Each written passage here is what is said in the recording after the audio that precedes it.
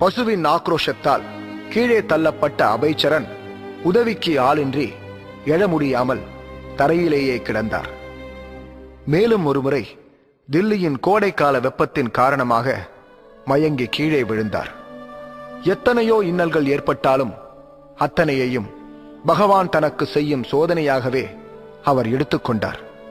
பத்திரிகையின் விநியோகத்தை மேலும் தீவிரப்படுத்தினார். தில்லியிலிருந்து பிருந்தாவனத்தின் கேசிகாட்டின் அருகாமையில் உள்ள வம்சி கோபால்ஜி கோவிலுக்கு அபயச்சரன் இடம்பெயர்ந்தார். அவரின் இடம் மாறியதே தவிர பணி மாறவில்லை. தொடர்ந்து பத்திரிகையை அச்சிடவும் விநியோகிக்கவும் நன்கொடை வசூலிக்கவும் தினமும் தில்லி சென்று வந்தார். அவரின் பிரயாணம் மிகவும் கடினமாக இருந்தது. 12 இதழ்கள் தொடர்ந்து வெளியிட்ட பின்னர் மேலும் அச்சிட அபயிடம் பணம் ஏதும் இல்லை. நட்பிற்காக தொடர்ந்து அச்சிட முடியாது என்று சுரேந்திரகுமார் ஜெயின் கைவிரித்து விட்டார். வருத்தத்துடன் பிருந்தாவனம் திரும்பிய அபயச்சரன் நன்கொடை வசூலித்து பல்வேறு பிரதிகளை அச்சிட்டு உலகின் 50 நாடுகளுக்கு அனுப்பி வைக்க முற்பட்டார். America 10,000, Argentina 500, Belgium 500, Brazil 500, Burma 1000, Canada 500, Chile 500, China 10,000, Russia 10,000, இங்கிலாந்து 10,000 என திட்டமிட்டார். ஆனால் நன்கொடையும் வரவில்லை, அவரது திட்டமும் பலிக்கவில்லை. 1958 அக்டோபர் நவம்பர் மாதத்திற்கான 2 பிரதிகளை மட்டும் நன்கொடையின் மூலம் அச்சிட்டார். பின்னர் 1959 சந்நியாசம் பெற்று பக்தி வேதாந்த சுவாமியாக மாறி 1960 மீண்டும் பேக் டு காட் ஹெட்டை துவங்கினார். ஆனால் அதுவும் 12 பிரதிகளுக்கு பின் நின்று போனது. இந்தியாவில் தான் எடுத்த அனைத்து முயற்சியும் தோல்வியுற்றதால் 1965 மேற்கத்திய நாடுகளில் பிரச்சாரம் செய்ய வேண்டும் என்ற தன் குருநாதரின் கட்டளையை நிறைவேற்ற பக்தி வேதாந்த சுவாமி ஜலதூதா எனும் சரக்கு கப்பல் மூலமாக அமெரிக்காவை சென்றடைந்தார்.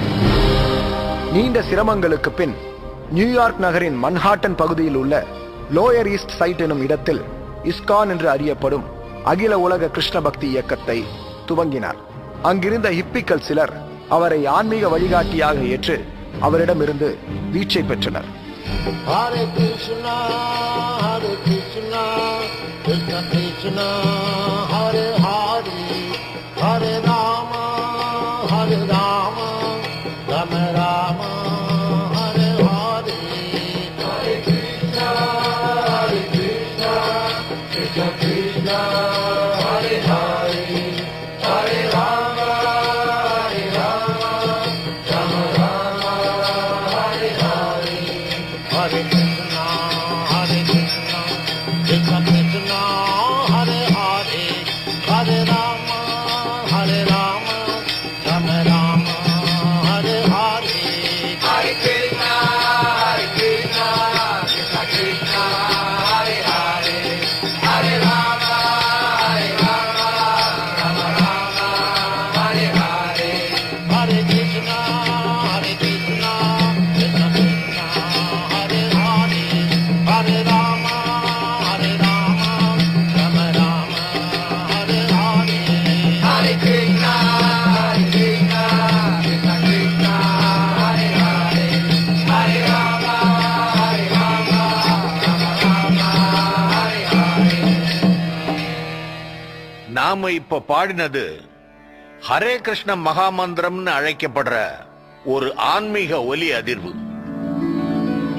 கலியுகம்னு சொல்லப்படுற தற்போதைய யுகத்துல ஹரே கிருஷ்ண மகாமந்திரத்தால மட்டும்தான் அனாதிகாலமா நம்ம மனசுல இருக்கிற அழுக்குகளையும் பூர்வ ஜென்ம வாசனைகளையும் அடியோடு அகற்றி ஆன்மீக வாழ்க்கையில நம்மளை உயர்த்த முடியும்.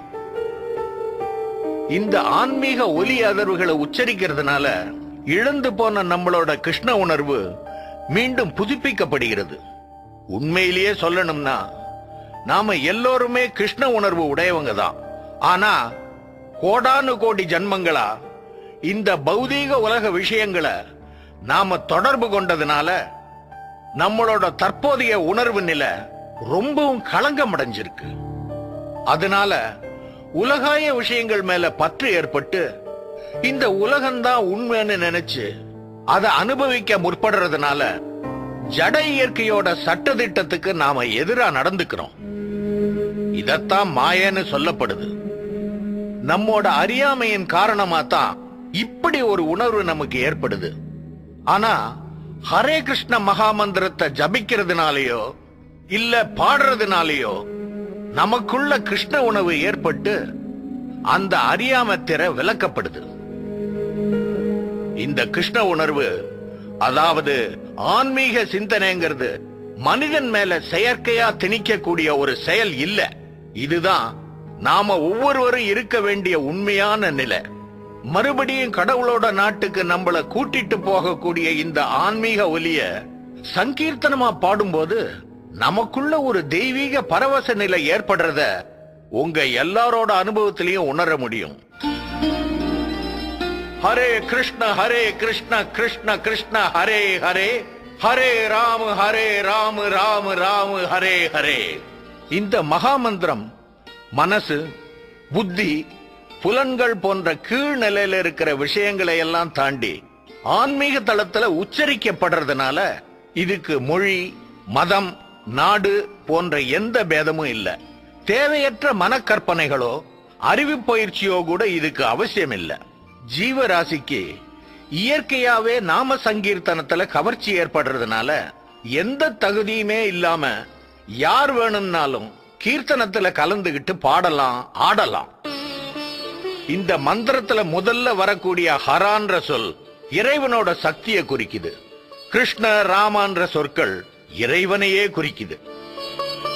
கிருஷ்ணன்னு சொன்னாலோ இல்ல ராமன்னு சொன்னாலோ மிக உயர்ந்த ஆனந்தம் அப்படின்னு அர்த்தம். சம்சார பந்தத்துல மூழ்கிட்டு இருக்கிற ஜீவாத்மா இறைவனோட அந்தரங்க சக்தியான ஹரா கிட்ட தனக்கு ஒரு அடைக்கலம் தர வேண்டி செய்கிற பிரார்த்தனை தான் இந்த மகா மந்திரம்.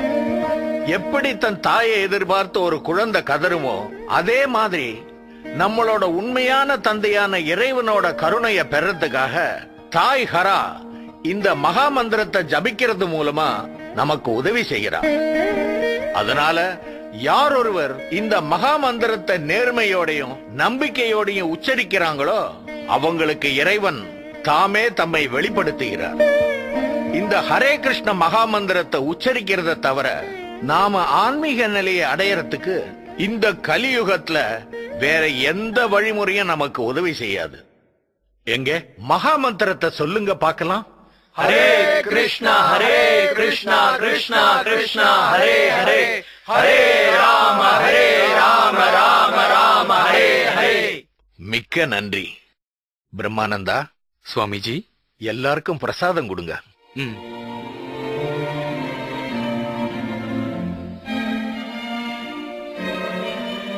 தேங்க்யூ சுவாமிஜி. ஹரே கிருஷ்ணா.